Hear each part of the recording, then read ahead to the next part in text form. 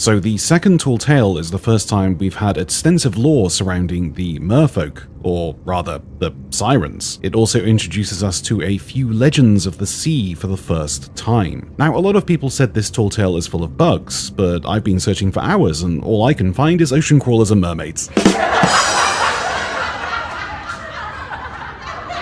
The Siren Kingdom. Who are the Sirens? A song shared in unity by all merfolk kind that tells the story of their past beliefs and what they hold most dear. Being cut off from this collective song, the rage that these merfolk felt for what the land dwellers had done warped them into something dark. Their song was made anew, a sorrowful song, shared only by them, the Song of the Sirens. So that's cheerful.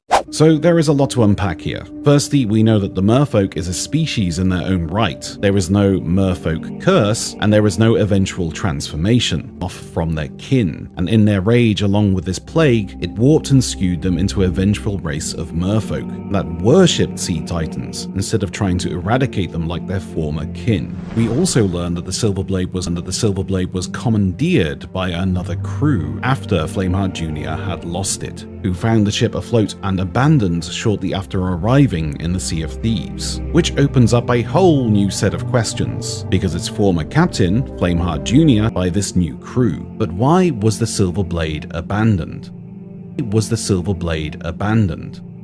Probably because Junior spent 4 hours on a Gold Hoarder quest at Old Faithful Isle. We also learn that the Song of the Sirens has the ability to transform land dwellers to serve their purpose and turn them into strange entities known as ocean crawlers. And they do this by using their song stones, embedded into the chests of all the fallen sailors that they had bound to their will. And we also learn that this is somewhat a long process. In the final moments of this tour with one another, when the Whispering Plague came around and began to turn the peaceful merfolk into the savage sirens, the ancients and the merfolk began a war with the sirens. The sirens worshipped sea titans, the megalodons, the krakens, and anything else that roamed the seas in this time. So the first call of duty was to chain the Old Mother, the queen of the krakens. And just like a queen bee, the Old Mother was the only source of reproduction for the krakens. The merfolk, along with the help of the ancients, chained the Old Mother, leaving her to starve to death. This angered both the krakens and the sirens, and the war spread even further. He is, or was, a human.